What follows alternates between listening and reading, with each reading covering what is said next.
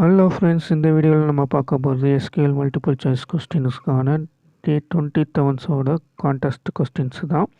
இதுக்கு முன்னாடி நம்ம சேனல் சப்ஸ்கிரைப் பண்ணலாம், சப்ஸ்கிரைப் பண்ணிவிட்டு நம்மளை சப்போர்ட் பண்ணுங்கள். என் பேர் சுபாஷ். வாங்க வீடியோக்குள்ளே போகலாம்.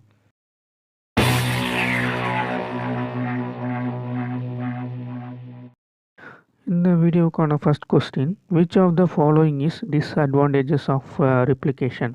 Option A, improved performance. Option B, to move data closer to the user. Option C, easy maintenance. Option D, none of the mentioned.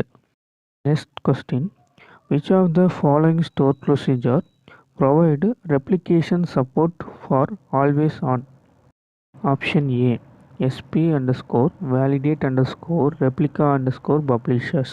Option B, SP underscore validate underscore host underscore as underscore publisher.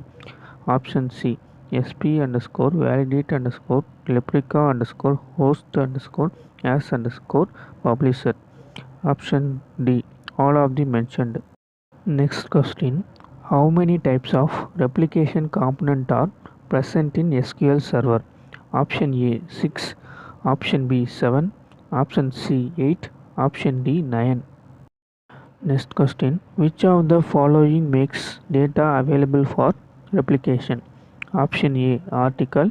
Option B, publisher. Option C, distributor. Option D, subscription.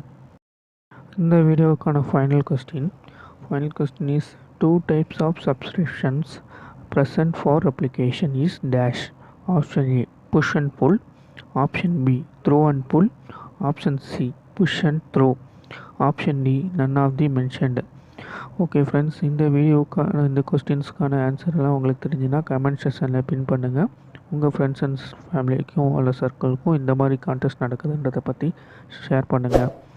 Okay, நம்ம சேனலை subscribe பண்ணலைன்னா subscribe பண்ணி நமக்கு support பண்ணுங்கள். Thank you, bye by.